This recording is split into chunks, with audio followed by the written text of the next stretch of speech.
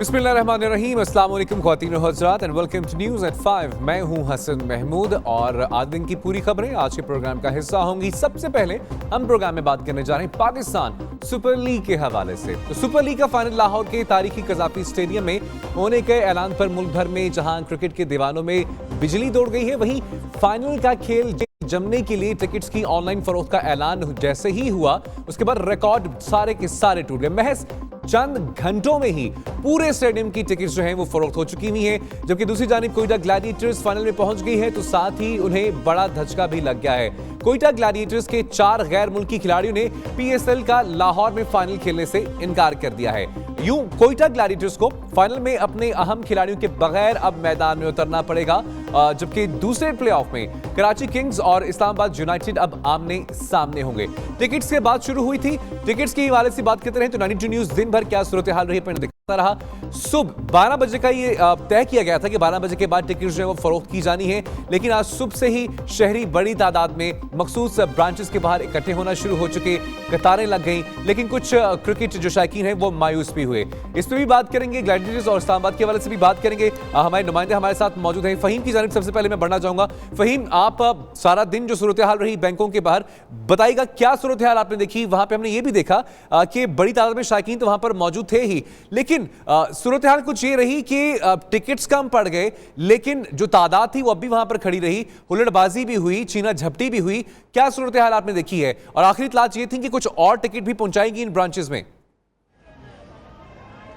बिल्कुल जी, अगर हम टिकटों की सूरत हाल पर बात करें तो मेरे बिल्कुल पीछे अगर मेरा कैमरामैन वसीम आपको दिखा सके तो ये वो सूरत हाल है कि जो कि बैंक टाइमिंग के बाद है। अभी भी शायकीन क्रिकेट जो है वो बहुत बड़ी तादाद में टिकट्स के हसूल के लिए यहाँ पर खड़े हुए हैं और इंतज़ार कर रहे हैं कि जो कहा यह गया है पीसीबी की जानिब से कि मजीद टिकट्स जो हैं वो बैंकों को भिजवा दिए गए हैं। इस वक्त हम जो है जहाँ पर मौजूद हैं ये कि गुलबर्ग का पंजाब बैंक की ब्रांच है और यहाँ पर पीसीबी की इंतजामिया का कहना है कि यहाँ पर 200 टिकट्स मजीद भिजवा दिए गए हैं। जैसे ही इस बात का पता जो शायकीन क्रिकेट को चला है, जो सुबह से ही इनसे इंतजार में थे कि उन्हें टिकट्स मिले, तो 500 का टिकट जो है 200 की तादाद में इस वक्त इस ब्रांच में मौजूद है। जहां तक अब बात करें शायकीन क्रिकेट की टिकट्स लेने के हवाले से जोशो जज्बे की, तो सुबह तकरीबन 6 बजे ही यहां पर शायकीन क्रिकेट पहुंचना शुरू हो चुके थे। जैसे ही इस बात का ऐलान हुआ कि जो पीएसएल फाइनल का टिकट है यहां पर दस्तयाब होगा, तो तमाम दिन शायकीन क्रिकेट जो है जोशो जज्बे के साथ कतारों में भी लगे रहे। और जब ये मायूसी की इतला मिली कि 500 का टिकट खत्म हो गया है, तो कभी वो सड़क के ऊपर भी चले गए, हल्ला गुल्ला भी होता रहा और काफी ज्यादा यहाँ पर प्रॉब्लम्स भी रही। लेकिन अब सूरत हाल ये है कि यहाँ पर जब ये इतला मिली है कि 200 मजीद टिकट आए हैं 500 वाले, तो यहाँ अच्छा फहीम आप हमारे साथ रहिएगा। मैं बल्कि यहाँ पे नाज़रीन को बताऊंगा कफायत अली भी हमारे साथ मौजूद हैं, कोयटा ग्लैडिएटर्स के हवाले से उनसे बात करेंगे। मोहसिन इजाज भी हमारे साथ मौजूद हैं, इस्लामाबाद यूनाइटेड का मैच भी है, उस हवाले से पूछेंगे। लेकिन फहीम, बात तो राज की है, बताएं, अच्छी बात है, ना बताना आपका हक है। टिकट आपने मौसूल कर ली, अब तक रसाई है टिकट की? क्योंकि यकीनी तौर पे कॉल्स तो सभी को आ रही है जो मीडिया में लोग हैं कि सबकी कोशिश है टिकट मिल जाए। जी, एक टिकट लिया है, ये देखिए मेरे अंगूठे के पे जो स्टैंप करवाई गई है, अंदर जाकर ये स्टैंप करवाकर फिर उन्होंने एक टिकट दिया है। और वो टिकट देने का तरीकाकार ये था कि परफॉर्मा फिल करवाया जाता था। अंदर जो भी टिकट लेने के लिए अंदर जाता था अपना ओरिजिनल आईडी कार्ड उसके पास होना ज़रूरी था। एक परफॉर्मा फिल किया जाता था, उसके ऊपर टिकट का नंबर लिखा जाता था, उसके ऊपर अंगूठा भी लगवाया जाता था, साथ सेल नंबर भी लिया जाता था। उसके बाद फिर टिकट का इजरा किया जाता था। एक शनाख्ती कार्ड के साथ एक टिकट जो है वो यहाँ पर लोगों को दिया गया है। और ख़ास तौर पर उन लोगों को काफ़ी मुश्किल का सामना करना पड़ा जो कि जिनके बच्चे छोटे थे, तो उनके घरों से बेफाम और पासपोर्ट की कॉपियाँ तक जो हैं वो यहाँ पर लाई गई हैं और फिर यहाँ पर उनके लिए टिकट्स का अजरा हुआ है। तो यहाँ पर काफी ज्यादा मायूसी भी हुई। जो अंदर से टिकट्स लेकर आता था उसका चेहरा भी दीद नहीं होता था, वो भी खुशी से खिलखिला रहा होता था कि जी उसने जैसे कि बहुत बड़ा काम कर लिया। बड़ा काम तो है ही कि पीएसएल का फाइनल लाहौर में आया है और लाहौरिये इसको देखने के लिए स्टेडियम के अंदर भी जाना चाहते हैं। तो यहाँ पर जितने भी लोगों से बात हुई तो कोई पेशावर से आया हुआ था, कोई कराची से आया हुआ था और ज्यादातर बड़ी तादाद में जो लोग हैं खैबर पख्तूनख्वा से भी हमारे लिए कीमती इस वजह से नहीं है क्योंकि आप चंद उन शहरियों में शामिल हैं जिनके पास पीएसएल फाइनल का टिकट है। फहीम हमारे साथ रहिएगा, कफायत अली हमारे साथ मौजूद। कफायत, आपकी जानिब आऊंगा, कोयटा ग्लैडिएटर्स मुबारक हो, अब कोयटा की टीम जो है वो पहुंच चुकी। लेकिन किफायत आपस की बात है, लाला शाहिद खान अफरीदी ने कल जो बैटिंग की है, क्या कमाल बैटिंग की है, और जितने छक्के चौके उन्होंने लगाए, कोयटा वालों के उनके छक्कों की वजह से, चौकों की वजह से, बाउंड्रीज की वजह से रंग लाल पीले हो गए थे। बड़ी मुश्किल से मैच जीता। बिल्कुल हसन, कल के मैच की अगर बात की जाए तो पहली बॉल से लेकर आखिरी बॉल तक सांस जो था वो कभी थमता था और कभी उखड़ता था। हर शायकीन क्रिकेट जो मैच देख रहा था वो यही सोच रहा था कि आखिरकार इस मैच का नतीजा क्या होगा, कौन सी टीम जो है वो बाजी लेकर जाएगी। दोनों टीमों की जो परफॉर्मेंस की अगर हम बात करें तो अगर कोयटा ग्लैडिएटर में केविन पीटरसन और अहमद शहजाद की धुआंधार बैटिंग थी, तो दूसरी तरफ पेशावर ज़ल्मी में मोहम्मद हफीज और फिर लाला के छक्कों ने यकीनन जो है वो कोयटा के शायकीन के लिए खतरे की घंटी जरूर बजाई थी। ताहम आखिरी जो एक ओवर था उसमें हमने देखा कि मोहम्मद नवाज की जो शानदार बॉलिंग थी उसने जो है वो कोयटा के जो शायकीन क्रिकेट हैं और कोयटा की टीम है उनको फतह दिलाकर यहां पर जो है वो जश्न का एक समा पैदा कर दिया। जिस तरह से अब हमने लाहौर की सूरत हाल देखी कि वहां पर टिकटों की फरोख्त के लिए जो है वो खिड़की तोड़ रश है और लोग चाहते हैं कि वो फौरी तौर पर इस फाइनल की टिकट हासिल कर सके। तो कोयटा की सूरत हाल भी मैं आपको बताऊंगा कि यहां पर शायकीन क्रिकेट में बहुत जोशो खरोश है और वो ये चाहते हैं कि कोयटा की टीम को वो अपने सामने खेलता हुआ देखना चाहिए, जिसके लिए उनकी पूरी कोशिश है कि वो भी लाहौर में जाकर या तो फाइनल देखें या फिर कोयटा में ही रहते हुए अपनी जो ग्लैडिएटर की शर्ट्स हैं और किट्स हैं उनको जेबतन करके वो अपनी टीम को सपोर्ट करें। जी ठीक है, किफायत हमारे साथ रहेगा और साथ ही साथ इस्लामाबाद की भी बात कर लेते हैं। इस्लामाबाद से हमारे साथ मौजूद हैं मोहसिन एजाज। मोहसिन, आप बताइएगा, आज इस्लामाबाद यूनाइटेड का पड़ाव है, दिफाई चैंपियन इस्लामाबाद यूनाइटेड। आज का मैच जो है आसान नहीं है। बिल्कुल जी, आज का मैच एक तो आसान नहीं है और दूसरा जो है वो इंतहाई सख्त मुकाबला देखने को आज फिर मिलेगा। बैटिंग पिच बनाई जा रही है एक दफ़ा फिर इस मुकाबले के लिए। गुज़िश्ता साल की अगर बात करें तो आपको याद होगा कि इन्हीं दोनों टीमों के दरमियान दूसरा प्लेऑफ खेला गया था जो इस्लामाबाद यूनाइटेड ने अपने नाम किया था। लेकिन अब नया साल है, नया मुकाबला देखने को मौका मिलेगा। और इसके साथ जो सबसे अहम बात है जो कराची किंग्स के लिए बहुत अहम है वो ये कि उनके जो जारे मिजाज बल्लेबाज हैं क्रिस गेल, वो बड़े राइट टाइम में जो है वो फॉर्म में आए हैं और डेफिनेटली अब उनकी टीम बहुत ज़्यादा एक्सपेक्टेशंस उनसे जो है बहुत ज़्यादा एक्सपेक्टेशंस हैं पूरी कराची किंग्स को ही, क्योंकि क्रिस गेल एक ऐसे खिलाड़ी हैं अगर वो चल गए तो अकेले ही मैच का नक्शा बदला सकते हैं। दूसरी जानिब अगर इस्लामाबाद यूनाइटेड की बात की जाए तो उनके पास भी जो है मोहसिन, आपको अच्छे खिलाड़ियों की माजरत चाहूंगा क्योंकि हमने देखा भी है कि पिछले मैच को छोड़ के और उससे पिछला मैच जिसमें क्रिस गेल को रेस्ट करवाया गया था, उससे पहले तमाम मैचेस में कराची किंग्स के लोग यही कह रहे थे कि गेल कुछ तो खेल। फिर खैर उनको बाहर बिठाया गया और आखिरी मैच जिन्होंने खेला भरपूर खेले, बड़ा अच्छा खेले, उम्दा खेले। लेकिन इस्लामाबाद यूनाइटेड की शायकीन की क्या तवक्कुआत हैं? देखें, इस्लामाबाद यूनाइटेड की अगर बात की जाए तो उनके पास डिवाइन स्मिथ की सूरत में एक बड़ा ही ज़बरदस्त बल्लेबाज मौजूद है जो बड़ी फॉर्म में है। इसके साथ साथ इस्लामाबाद यूनाइटेड के पास शैन वॉटसन हैं, ब्रैड हेडन हैं और इसके अलावा मिसबाउल हक कप्तान खुद भी जो है वो बड़ी ज़बरदस्त बल्लेबाजी करते हैं। मुकाबला बड़ा अच्छा होगा। इस्लामाबाद यूनाइटेड को अगर दोनों टीमों का कंपेरिजन किया जाए तो इस्लामाबाद यूनाइटेड की जो बॉलिंग है वो खासी अच्छी है, काफी बेहतर है। वफाकी दारुल हुकूमत कहा ही जाता है कि परदेसियों का शहर है, मुल्क भर से जो लोग हैं वहां पर काफी अरसे से वहां पर आके रह रहे हैं। लेकिन इस्लामाबाद की अगर बात की जाए तो इस्लामाबाद में बसने वाले अपनी टीम को सपोर्ट कर रहे हैं या उनकी सपोर्ट जो है वो किसी और टीम के साथ है?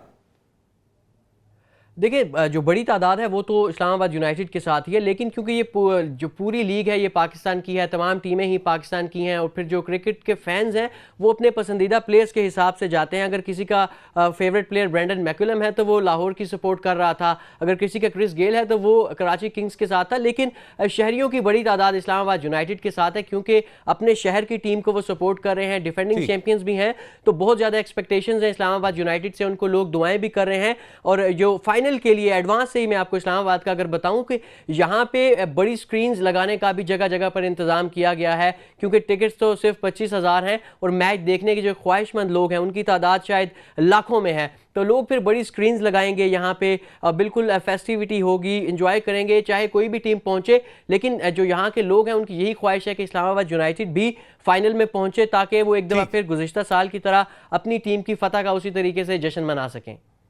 ठीक है, मोहसिन हमारे साथ रहेगा। फहीम, आप बताइएगा कैसा महसूस कर रहे हैं? टीम आपकी फाइनल में नहीं है, लाहौर कलंदर बाहर हो चुकी है, लेकिन फाइनल का टिकट आपके पास है। क्या महसूस कर रहे हैं? क्या जज्बा है कि जज्बे के तहत टिकट खरीदा?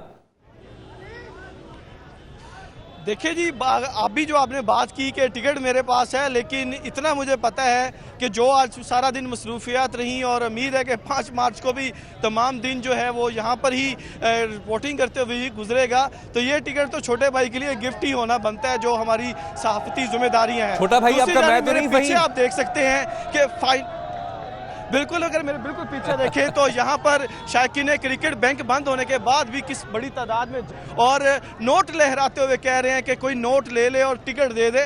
तो काफ़ी ज़्यादा यहाँ पर हल्ला गुल्ला है। मैच एक जो टाइम ख़त्म होता है बैंक का, वो तो हो चुका हुआ है, लेकिन अभी भी यहाँ पर इतनी बड़ी तादाद में यहाँ पर लोग मौजूद हैं कि सिर्फ इस आस उम्मीद के साथ कि शायद उनको टिकट मिल जाएगा और वो जाके फाइनल देखेंगे। तो अब जैसे जैसे ये वक्त आ रहा है करीब के शायद टिकट मिल जाए, तो जो चेहरे पिछले 3-4 घंटों से मुरझाए हुए थे वो काफी खिल उठे हैं और हर किसी को उम्मीद है कि शायद वो फाइनल जो है वो ग्राउंड में जाकर देखे। अच्छा फहीम, आपकी जानिब दोबारा भी आऊंगा, लेकिन किफायत से मैं एक बात पूछना चाहूंगा। किफायत, अब आपकी टीम यकीनी तौर पे मैच जीती भी, क्वालिफाई तो कर गई, लेकिन अब एक बड़ा चैलेंज इस टीम को ये है कि बहुत सारे इंटरनेशनल प्लेयर्स जिन पे टीम डिपेंड कर रही थी, जिन्होंने अच्छा परफॉर्मेंस में, अच्छा परफॉर्म करने में काफ़ी मदद दी, अब वो लाहौर में आने से, उन्होंने खेलने से इनकार कर दिया है। आपकी बातचीत हुई, उनके पास प्लान क्या है? कोयटा ग्लैडिएटर्स के पास अब प्लान क्या है? कौन कौन से खिलाड़ी रिप्लेस करेंगे? और अब वो अहम खिलाड़ी अगर नहीं है, अब भी उम्मीदें वैसी ही हैं कि अच्छा परफॉर्म करेगी और टाइटल जो है वो जीतेगी? बिल्कुल हसन, कोयटा की टीम ने थ्रू आउट द टूर्नामेंट हमने देखा कि उसमें जो वो गैर मुल्की प्लेयर्स जिनका एक बहुत अहम रोल था, केविन पीटरसन, टाइल मिल्स और इसके अलावा महमूदुल्लाह, ये वो प्लेयर्स थे कि जिन्होंने टीम की फतह में एक अहम रोल प्ले किया। तहम आज जो एक बुरी खबर भी जरूर अपने शायकीन को सुननी पड़ी कि वो ये कि वो गैर मुल्की प्लेयर्स जो कि कोयटा ग्लैडिएटर्स का हिस्सा थे, उन्होंने लाहौर आने से इनकार कर दिया और अब इसके लिए एक नई हिकमत अमली तैयार की जाएगी। तो यकीनन कोयटा ग्लैडिएटर के जो ओनर हैं नदीम उमर साहब, उनके लिए अब जरूर एक नया इम्तिहान होगा कि वो किस तरह से दोबारा ड्राफ्टिंग इम्तिहान तो है, लेकिन यकीनी तौर पे हमारी नेक ख्वाहिशात जो हैं वो तमाम टीमों के साथ हैं, कोयटा ग्लैडिएटर्स के साथ भी हैं। फहीम, आप हमारे साथ मौजूद थे, किफायत और मोहसिन, आपका भी बहुत बहुत शुक्रिया कि आप लोग हमारे साथ मौजूद थे। हमें ज्वाइन किया है जी तर्जुमान पंजाब हुकूमत मलिक अहमद खान साहब ने। बहुत शुक्रिया मलिक साहब। सर, PSL 2 फाइनल लाहौर में होने जा रहा है, खुशी बहुत ज्यादा है, यकीनी तौर पे हर पाकिस्तानी की दिल की आवाज है, पाकिस्तान के खेल के मैदान आबाद होने चाहिए। सबसे पहले टिकट्स के हवाले से बात करना चाहूंगा। यकीनी तौर पे समझने वाली बात है, उम्मीदवार बहुत हैं, ये मामला बिल्कुल वैसे ही है कि एक अनार 100 बीमार, हर किसी की ख्वाहिश पूरी नहीं हो सकी, लेकिन जो सूरत हाल रही टिकट्स की फरोख्त के हवाले से मुतमईन है आप?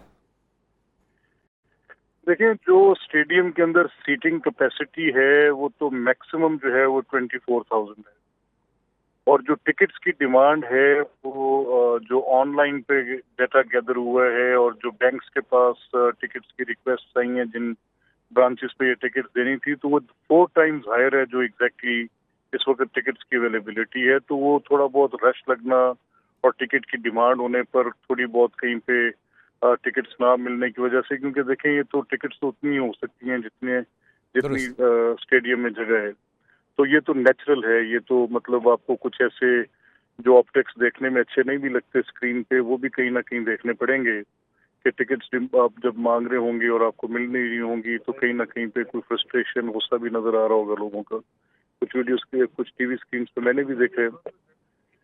तो बहरहाल टिकट्स की तो ये पोजीशन है, लेकिन जो टिकट्स थी वो कंसर्न्ड ब्रांचेस से और ऑनलाइन PCB से जो टिकट्स थी, मेरा ख्याल है they are all sold off now. अच्छा मलिक साहब, ये बताइएगा कि यकीनी तौर पे ये इवेंट होने जा रहा है और खुशी तब सभी पाकिस्तानियों को है, हर तबका फ़िक्र से जो भी ताल्लुक़ रखता है इंसान, उसको खुशी है इस बात की।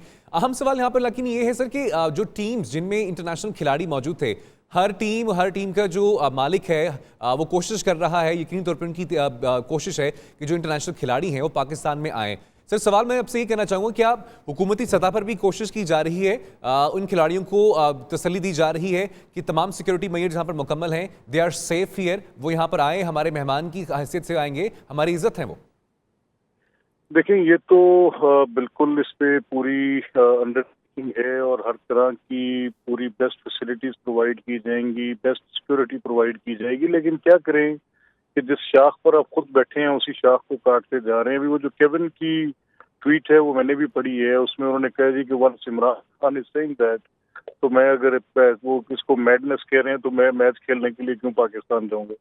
ऑब्वियसली इमरान खान की एक पॉलिटिकल पोजीशन भी है, वो एक पार्टी के चीफ भी हैं और फिर वो एक साबिक टेस्ट क्रिकेटर भी हैं, इंटरनेशनली रिक्लेम्ड फेम के प्लेयर हैं, वर्ल्ड कप जीते हुए कैप्टन हैं। क्रिकेट के साथ जो था उसमें तो कोई दो राय नहीं है। तो उनकी बात को फिर अब वो तो सैबोटेज, उनकी जो स्टेटमेंट है वो इस पूरे पीएसएल के फाइनल को सैबोटेज करने के मुताबिक है। उनकी स्टेटमेंट पर एक इंटरनेशनल प्लेयर ने अपनी ये पोजीशन दी कि जी मैं तो नहीं आ रहा हूँ। अच्छा, बाकी भी कई जगहों पर, क्योंकि ऑब्वियसली कोई ऐसी रिपोर्ट्स आ रही हैं कि कुछ प्लेयर्स ने डिनाई किया है, लेकिन पीसीबी का जो प्लान बी था इस पर कि जो प्लेयर्स नहीं आएंगे तो उनके ऑल्टरनेट अरेंजमेंट्स उन्होंने किए हुए हैं कि कौन सी ऑक्शंस के जरिए उनको नए प्लेयर्स मिल जाएंगे। और obviously this is PSL is more of a game of money now, पैसा के बहुत इसमें ताल्लुक है।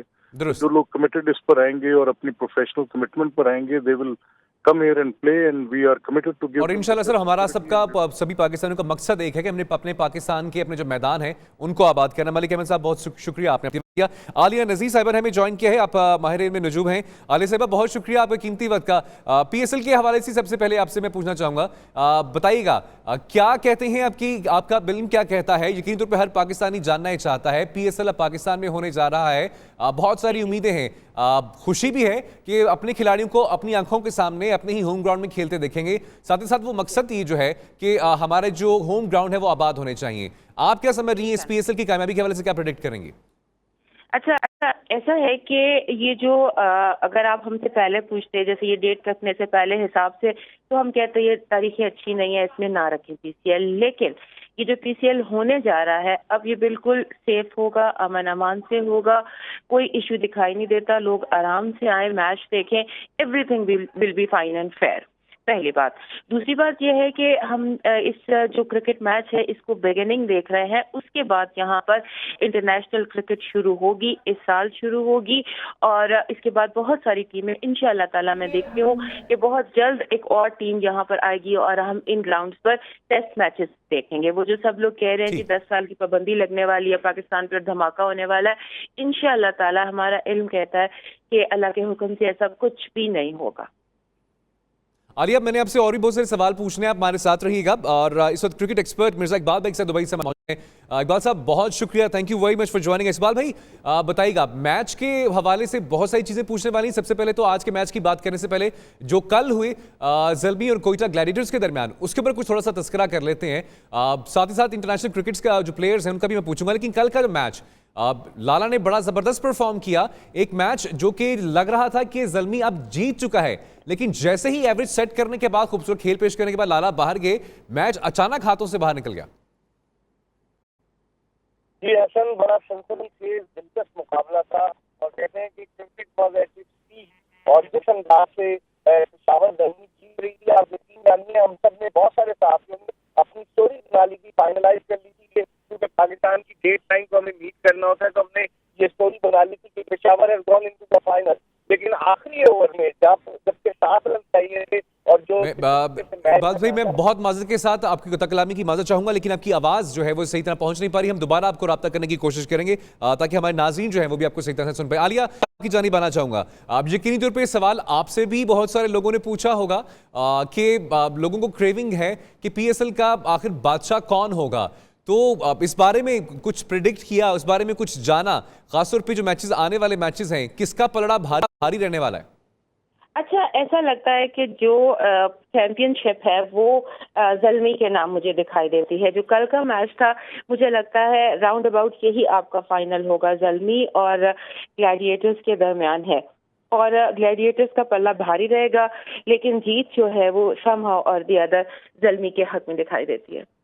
और अगर ज़ल्मी की बात की जाए तो लाला की परफॉर्मेंस कैसी रहेगी? क्योंकि लाला जो है, इस खास तौर पे लीग की बात की जाए तो परफॉर्मेंस उनकी काफ़ी अच्छी है। जो बहुत सारे क्रिकेट शौकीन के गिले थे वो भी दूर हुए हैं। आइंदा आने वाले मैचों में भी ऐसे खेलेंगे, जम के खेलेंगे? हाँ जी, बहुत जमकर खेलेंगे और जो इनकी इस दफ़ा की परफॉर्मेंस आप देखेंगे, जो अभी आने वाला प्ले ऑफ है, आप देखेंगे कि he will be the winner. जो मतलब जो मैच जिताने वाला खिलाड़ी होता है वो इंशाल्लाह ताला शाहिद आफरीदी ही दिखाई देते हैं। समहाउ और द अदर मैं देख रही हूँ कि अभी से वो सोच रहे हैं कि मैंने ये प्लान करना है। उनका पूरा प्लान जो लाला ने पहले किसी ने किया, पहले से उन्होंने प्लान कर लिया कि मैंने ये करना है। आलिया नज़ीर, आप माहिर इल्म नजूम हैं, बहुत शुक्रिया, आपने हमें अपना कीमती वक्त दिया। Thank you so much. आपको अपनी खुश आमदीद कहेंगे। आलिया नजी की गुफ्तगू आपने सुनी, उनका इल्म ये बताता है कि जल्मी के नाम रहने ये पूरा का पूरा इवेंट और पीएसएल का बादशाह जल्मी बनेगा। लेकिन आपकी एक्सपर्टीज क्या कहती हैं? ग्लैडिएटर्स यकीनी तौर पे उनको मुश्किलात तो हैं, बहुत सारे अहम खिलाड़ी पाकिस्तान में आकर खेलने से उन्होंने इनकार कर दिया है। बैकअप प्लान क्या होगा, ये एक बहुत बड़ा सवाल है। बिल्कुल आपने सही कहा। आलिया नजीर का इल्म ये बताता है कि इंटरनेशनल क्रिकेट बाहर हो जाएगी। मैं आपको इतना देना चाह रहा हूँ कि कल रात को तो केविन पीटरसन रवाना हो गए। आज से सुबह जो है वो ल्यूक राइट और टाइमल विलियम्स भी जो है वो अपने वतन वापस उतर चुके हैं और अपनी सीट कंफर्म करा ली है। रायली रॉसो और नेथन मैकलम ने रात को वापसी की। तो ये सारे प्लेयर जा रहे हैं क्रिकेट ग्लैडिएटर्स की टीम के, सारे इंटरनेशनल क्रिकेटर अपने अपने वतन वापस लौट रहे हैं। तो कोटा ग्लैडिएटर की टीम आज हम अपने नाजरीन से भी और मिर्जा इकबाल बेग साहब से भी इंतहाई माफी की आवाज़ दोबारा जो है वो उसमें काफ़ी डिस्टॉर्शन थी। खवातीन हज़रात, पीएसएल के हवाले से बातचीत हुई, लेकिन अब हमें एक ब्रेक की जानिब बढ़ना है। ब्रेक के बाद वापस आएंगे, कुछ मजीद खबरों को हम प्रोग्राम का हिस्सा बनाएंगे। Stay with us.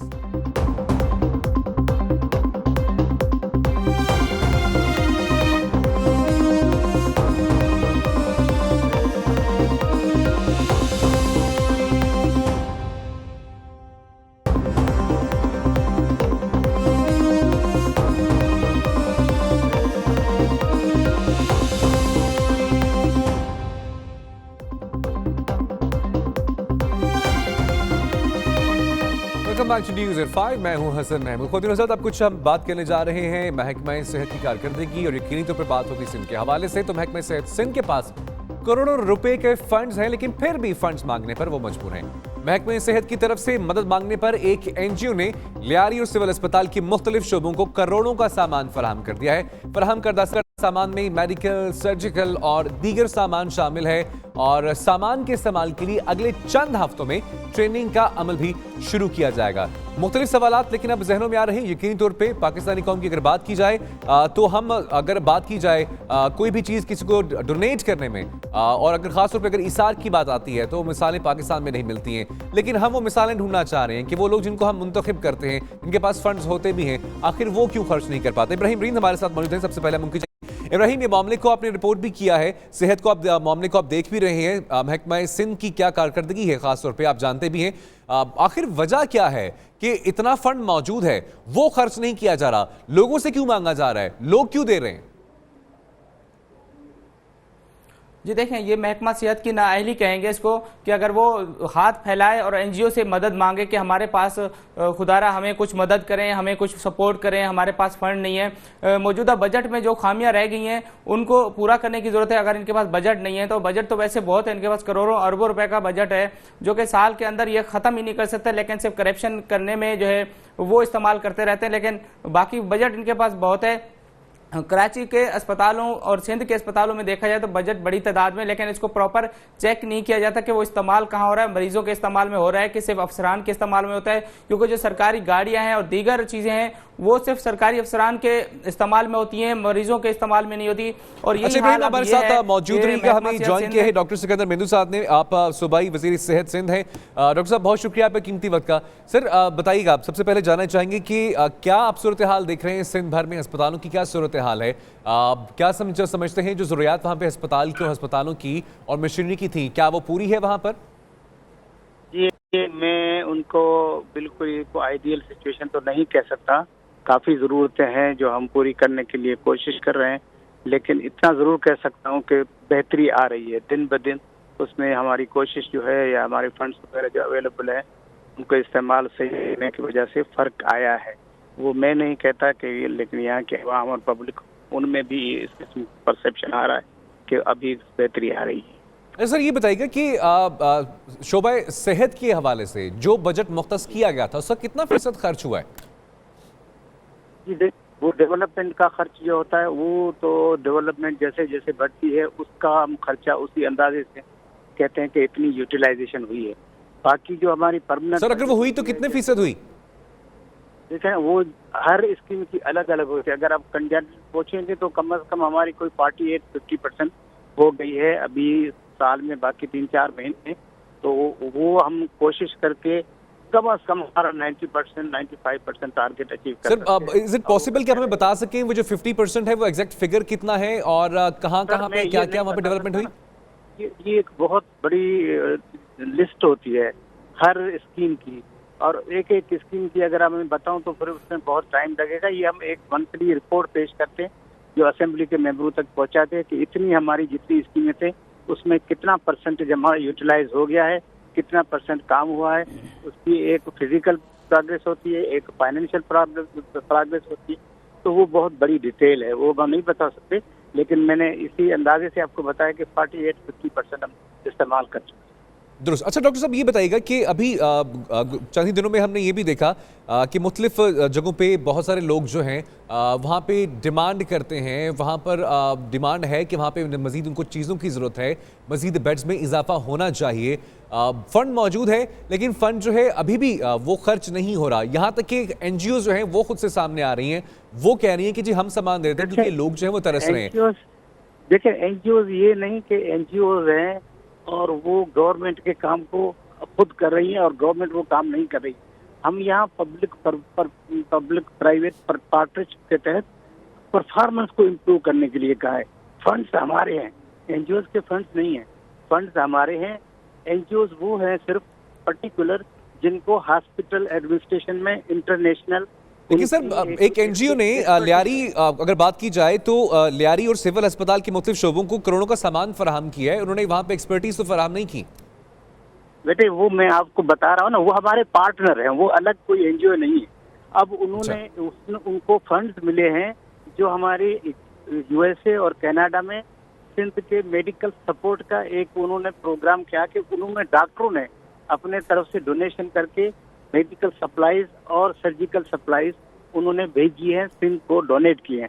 अब वो डोनेशन जो हमारे हैं वो हॉस्पिटल्स के लिए, इसलिए न सिर्फ लियारी न सिर्फ सिविल हॉस्पिटल लेकिन पूरे सिंध के हर डिस्ट्रिक्ट में वो सप्लाई हमने प्रोवाइड करनी है, वो उनको पहुंचानी, वो उनकी अमानत है। हम पहुंचा के उसको सही इस्तेमाल कोई सर्टिफाई करेंगे। वज़ीर सियासत साहब से मैं भी एक सवाल करना चाहूंगा। जी इब्राहिम, पूछिए। हाँ, मैं वज़ीर सियासत साहब से मैं भी सवाल करना चाहूंगा कि सिविल अस्पताल सूबे का सबसे बड़ा अस्पताल है, यहाँ पे भी तकरीबन 25 NGO काम कर रही हैं, और जिना अस्पताल भी सूबे का दूसरा बड़ा अस्पताल है जो वफाक के मातहत है। अगर वफाक की तरफ से देखा जाए तो वो भी एक बड़ा अस्पताल है सिंध में, तो वहाँ पे भी तकरीबन 10 से 12 NGO काम कर रही हैं, और वो भी कहते हैं कि हमारे फंड होते हैं, महकमा सेहत फंड नहीं देता। तो ये इस पे क्या कहेंगे वज़ीर सियासत साहब? और दूसरा ये कि ये जो PEI जो NGO है ये अब कराची समेत सिंध भर के डिस्ट्रिक्ट अस्पतालों को तकरीबन 3.5 अरब रुपए की लागत के जो सामान है जिसमें सर्जिकल और मेडिकल सामान होगा वो सप्लाई करेगी। तो हुकूमत सिंध का अपना बजट कहाँ इस्तेमाल हो रहा है, इनकी अपना वो चीजें कहाँ हैं? ठीक, इब्राहिम सवाल आपका पहुंच गया। डॉक्टर साहब से इस सवाल का जवाब लेते हैं। जी डॉक्टर साहब। मैं सिंपल इसका जवाब आपको दे चुका हूँ कि ये जो आप NGO कह रहे हैं कि PEI NGO है, ये हमारा पार्टनर है। अकॉर्डिंग टू लेजिस्लेशन, कानून के तहत हमारे फंड्स को वो इस्तेमाल करके इम्प्रूवमेंट कर रही है परफॉर्मेंस में। अच्छा, अगर कोई NGO इसके अलावा भी NGO हैं तो उसको मैं नहीं रोक सकता। अगर कोई खुदा के लिए गरीब लोगों के लिए कोई खिदमत कर सकता है तो अकॉर्डिंग टू दी प्रोटोकॉल उनको हम नहीं मना कर सकते। डॉक्टर साहब, हमारा कतन ये पॉइंट नहीं है कि कोई आवाम की खिदमत कर रहा है, इसको रोकना हमारा कतन मकसद नहीं है। हमारा सवाल सिर्फ इतना है कि जब आवाम की टैक्स का पैसा इकट्ठा होकर मुख्तस होता है सेहत के शोबे के लिए, वो क्यों नहीं लोकेट हो रहा, वो क्यों नहीं खर्च हो रहा? मैं कह रहा हूँ, मैं बात वो तो इस्तेमाल हो रहा है, लेकिन बियॉन्ड दैट अगर कोई खैरात करना चाहता है, अगर कोई खिदमत करना चाहता है, अगर कोई अपने। ठीक है डॉक्टर सिकंदर मेहमूद साहब, आप सुबह वज़ीर सेहत हैं, आपने अपना कीमती वक्त दिया, अपना मौक़िफ़ दिया, बहुत शुक्रिया आपका। इब्राहिम रिंद, मौक़िफ़ आपने सुना भी, लेकिन सवाल वहीं का वही है, एक NGO एक सरकारी महकमे की पार्टनर कैसे हो सकती है? जो सवाल हमने पूछा उसका जवाब डॉक्टर साहब के पास तो नहीं था, लेकिन उन्होंने ये कहा है कि जो परफॉर्मेंस रिपोर्ट है वो असेंबली में पेश होती है, उसमें बताया जाता है कहाँ कहाँ वो खर्चे जो हैं वो हो चुके हैं, अब तक किन किन इलाकों में डेवलपमेंट हो चुकी है, कहाँ का क्या खर्चा है। ऐसी कोई रिपोर्ट मीडिया तक रसाई है, कोई आप मंजर आम पर आई? जी देखें, हर साल जो है, हर दफ़ा जो है असेंबली में रिपोर्ट पेश की जाती है। सबको पता है कि उस रिपोर्ट में क्या होता है। करप्शन की रिपोर्ट सामने लाई जाती है, हेपेटाइटिस की रिपोर्ट सामने लाई जाती है, एड्स की लाई जाती है। जिस NGO की ये बात करें कि पार्टनरशिप है इनके साथ, वो NGO अभी हालिया में जापान ने एक अस्पताल बना के दिया था नॉर्थ नाज़िमाबाद में, बहुत अच्छा अस्पताल बना के दिया था। 8 महीने में उन्होंने बनाया, 16 महीने में तक इसका इफ्तिताह नहीं हुआ, 18 महीने में उसके बाद यही NGO को दे दिया। और वहाँ पे जो गरीब मरीज आते हैं उनके साथ ये हाल हाल होता है जब एक एनजीओ चलाएगी, सरकारी इदारे नहीं चलाएंगे तो वो अपनी डिमांड भी अपनी करेगी, वहां बदमाशी भी अपनी करेगी। वहां जो मरीज आते हैं उनको सिक्योरिटी गार्ड जो अंदर दाखिल नहीं होने देते, वहां बाहर पड़े रहते हैं रात को। अगर हमारे साथ मौजूद रहिएगा डॉक्टर कैसर सजाद साहब ने भी हमें ज्वाइन किया, सेक्रेटरी जनरल है एसोसिएशन की। डॉक्टर साहब बहुत शुक्रिया आपके कीमती वक्त का। कैसर साहब आपसे जानना ही चाहेंगे कि आवाम नजरें टिका के बैठी रहती है हुकूमत की जानिब। सिंध हुकूमत के पास फंड्स मौजूद भी हैं लेकिन वो उन पे खर्च नहीं होते, आवाम की फलाह बहबूद पे खर्च नहीं होते। एनजीओ सामने आकर आवाम की खिदमत के लिए खुद को पेश कर रही होती हैं। उस पर अब से कुछ देर पहले जो हमारी डॉक्टर सिकंदर साहब से बात हुई, उन्होंने कहा कि वो एनजीओ तो हमारी पार्टनर है, वो हमारे साथ मिलकर काम कर रही हैं। सबसे पहले ये कि ये क्या जवाब है जो कि पेश किया जा रहा है। दूसरा ये बताएगा कि वो फंड्स आखिर कहाँ जाते हैं, कहाँ लगते हैं। एक तो बहुत बहुत शुक्रिया कि पाकिस्तान मेडिकल एसोसिएशन का मौक़िफ़ जाना आपने इस सिलसिले में। और मैं आपको एक बात बता रहा हूँ कि पाकिस्तान मेडिकल एसोसिएशन, ये जो एक जुमला है पब्लिक प्राइवेट पार्टनरशिप, ये आज तक समझ में नहीं आया। हुकूमत इलेक्शन, जो भी लोग इलेक्शन लड़ते हैं वो ये कहते हैं कि जी हम कौम की खिदमत करेंगे और फंड्स भी मौजूद होते हैं, लेकिन at the end of the day ये पता लगता है कि जी इतने फंड इतने मतमें थे और वो रिलैप्स कर गए। तो ये बड़े अफसोस की बात होती है कि आप अपना फंड्स रिलैप्स करते हैं, फिर पब्लिक प्राइवेट पार्टनरशिप के तहत कोई प्रोजेक्ट शुरू करते हैं जो कि बिल्कुल आप दुरुस्त करें, जो कि मैंने थोड़ी सी बात आपकी सुनी कि यहाँ पर इतनी सारी प्रॉब्लम्स होती हैं जब प्राइवेट इन्वॉल्वमेंट हो जाता है, उनका काम करने का तरीक़ेकार कुछ और होता है। इससे मरीज को यकीनन तकलीफ होती है। हमारा मौक़िफ़ ये है कि एक तो ये सरासर हुकूमत की जिम्मेदारी है कि आवाम को बेसिक हेल्थ सहूलतें मुहैया करना। यकीनी तौर पर हुकूमत की जिम्मेदारी, लेकिन जिम्मेदारी क्यों नहीं निभा पा रही, यही वो सवाल है जो कि हम भी उठा रहे हैं। डॉक्टर कैसर बहुत शुक्रिया, आपने अपना कीमती वक्त दिया। और यही सवाल हम यहाँ पे छोड़े चले जा रहे हैं कि अगर एनजीओज गवर्नमेंट के किसी सरकारी इदारे की पार्टनर हैं और अगर उन्होंने ही आगे आके काम करना है तो ये जो फंड्स मुख्तस किए जाते हैं, एलोकेट किए जाते हैं, तो हुकूमती इदारों को क्यों दिए जाते हैं, ये उन्हीं एनजीओज को क्यों नहीं फराहम किए जाते। आगे बढ़ते हैं, अगली खबर की जानिब बढ़ेंगे। आपको बताएं कि पाकिस्तान पर गैर मुल्की कर्जों की वापसी का दबाव अब बढ़ने लग गया है। मौजूदा हुकूमत के लिए अगले 18 माह मुश्किल दिखाई दे रहे हैं। जून 2018 तक मुस्लिम लीग नून को हुकूमत छोड़ने से कबल $6.5 अरब का गैर मुल्की कर्जा वापस करना है। वजारत खजाना की दस्तावेजात के मुताबिक फरवरी 2017 से जून 2018 तक हुकूमत को $6.49 करोड़ का गैर मुल्की कर्जा अदा करना होगा। लेकिन यह कर्जा कैसे अदा किया जाएगा, क्या चल रहा है, ये जानेंगे नुमाइंदा 92 न्यूज़ वकास।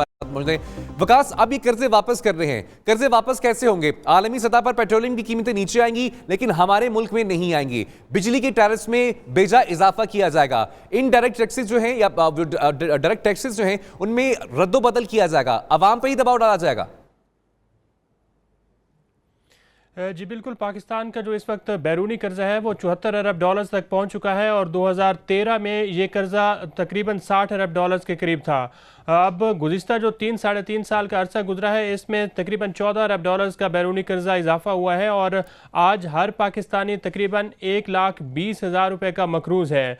पाकिस्तान के ऊपर जो बैरूनी कर्ज़ों का दबाव है ये बहुत ज़्यादा बढ़ता जा रहा है और एक अंदाज़ा ये भी है कि शायद 2020 तक पाकिस्तान का जो बैरूनी कर्जा है ये $74 अरब से बढ़कर $100 अरब को क्रॉस कर जाएगा, जिसके बाद पाकिस्तान के लिए बहुत ही संगीन सूरत हाल पैदा हो जाएगी क्योंकि माहिरीन इक़्तिसादियात इस बात की बार बार निशानदही कर चुके हैं।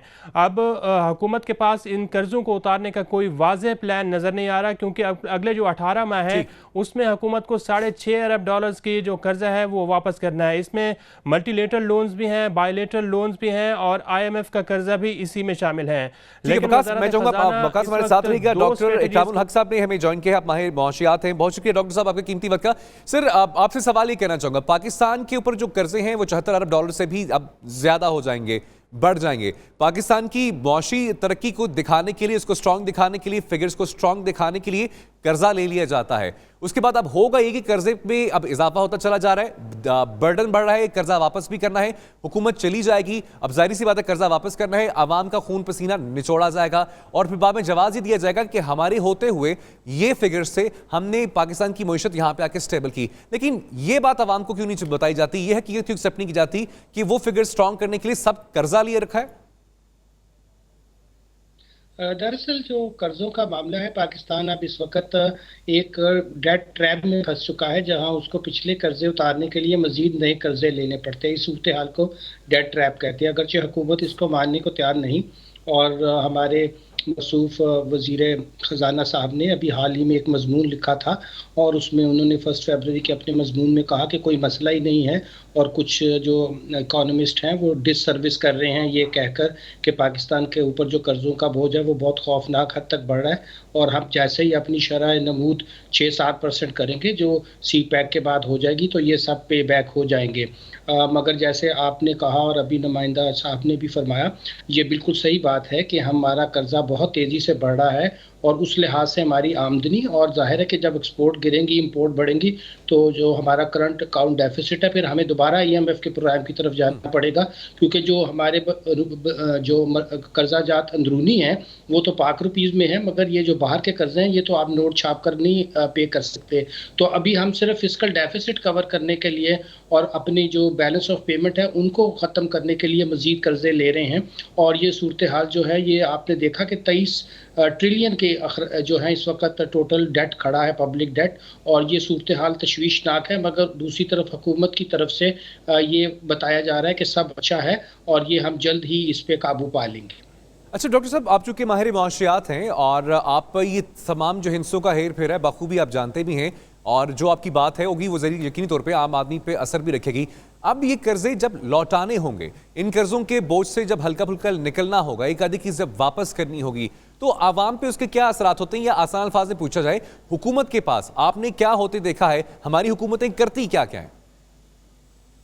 देखिए, जब आप इस तरह के कर्जे अदा करने होते हैं तो फिर जाहिर है आपके पास ज़र मुबादला नहीं होता, और हमें ये जो कर्जा जात हैं बाहर के हैं जिसका आज आपने जिक्र फरमाया, उसके लिए हमें मज़ीद जो है वो बाहर से कर्जा लेना होता है। फिर जब वो डोनर्स आते हैं वो कहते हैं कि आप अपने माशी निज़ाम को दुरुस्त करें, फिर वो मज़ीद टैक्सों की बात करते हैं। जब वो मज़ीद टैक्सों की बात करते हैं तो लोगों की ज़िंदगी अजीरन होती है, हमारी जो सनतें हैं वो तबाह होती हैं, और नाजायज़ टैक्स लगाने का नतीजा ये होता है कि हमारी इकनॉमिक ग्रोथ नहीं होती, और जैसे ये एक सब्जे के एक विशियस सर्कल में हम फंस के रह जाते हैं। तो खुद इंसारी का जो एक plan short term long term हो सकता है वो ना हुकूमतें तैयार करती हैं, बस वो ये कहती हैं कि एक दिन गुजर जाए और कर्जा ले लिया जाए, और ये इसी तरह जो कर्ज की मै पीने का जो नतीजा होता है वो आपको पता ही है, एक मशहूर हमारे शेर में भी है।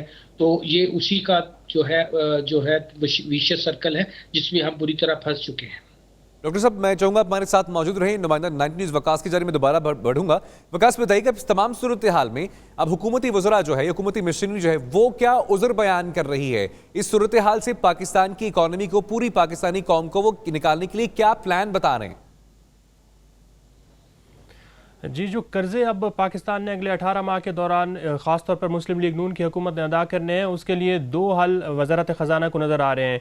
एक तो ये है कि एक दफ़ा फिर स्कूक बांड जारी किए जाएँ जिसकी मालियत $1 अरब तक कम अज़ कम हो सकती है, और दूसरा ये कि यूरो बॉन्ड्स का जो पोर्शन है वो भी वज़ारत ख़जाना ने अपने प्रोजेक्शन में ज़ाहिर किया हुआ है।